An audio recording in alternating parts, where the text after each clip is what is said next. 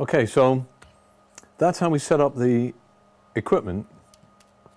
As for lenses, you can use a number of different lens types. You may have noticed I'm using a Nikon 10.5mm here.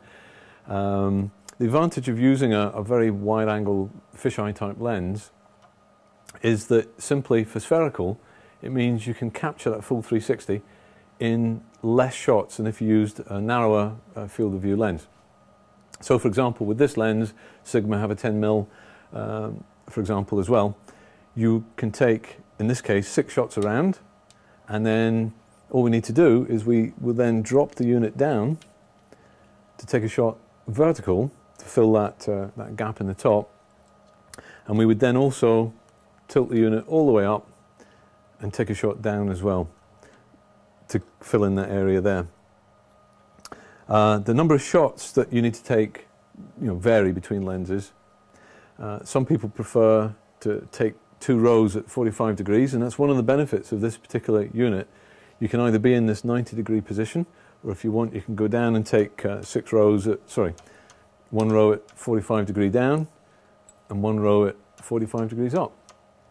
Some people feel that they get a better result that way, but that's the benefit of this type of unit. You can adjust it to whatever type of lens or camera that you're using.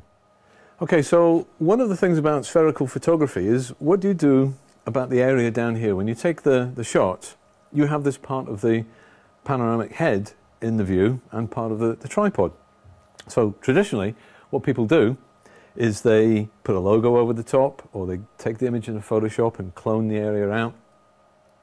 But here's an alternative option that you might want to look at that uses the Manfrotto X Pro B series tripods that allows us to turn this camera 90 degrees. We can offset then the tripod to one side so we can take a shot pointing straight down. The reason why that's useful is if you try and handhold your camera just to take a shot down, particularly if it's indoors, probably the shutter speed is going to be too low to handhold.